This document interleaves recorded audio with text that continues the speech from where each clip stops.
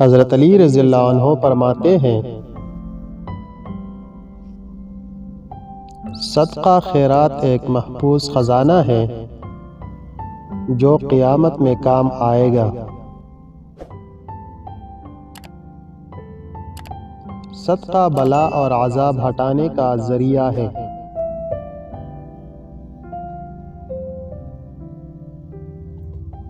مال خرچ کرنے سے گھٹتا مگر علم خرچ کرنے سے بڑھتا ہے۔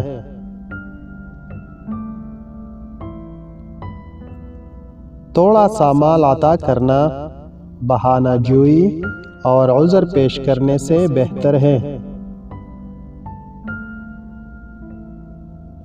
دنیا کا جو مال تو نے اللہ تعالیٰ کی راہ میں دے دیا وہ تیرا ہو چکا، اور جو تو چوڑ مرا وہ دوسروں کا حصہ ٹھہرا۔ کوشش و محنت سے مال حاصل کر اور اس سے اللہ تعالیٰ کی راہ میں خرچ کر، اور دوسروں کا خزانچی نہ بنا رہ۔ جو مالدار ہو کر محتاجوں کو کچھ نہ دے، اس سے بڑھ کر کوئی زیادہ گناہگار اور قابل سرزنش نہیں۔ تم جب اپنا کپڑا کسی دوسرے حاجت مند کو دے دو تو جتنا عرصہ اس کے بدن پر رہتا ہے وہ اس سے زیادہ تمہارے لیے کارآمد ہوگا۔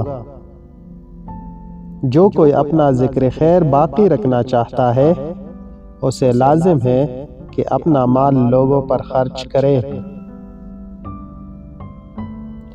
مال خرچ کرنے سے اپنے عزت و آبرو بڑھا۔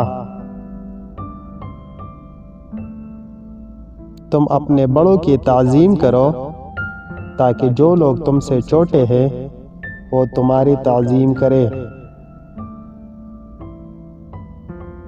دیکھنے کے لیے بہت بہت شکریہ۔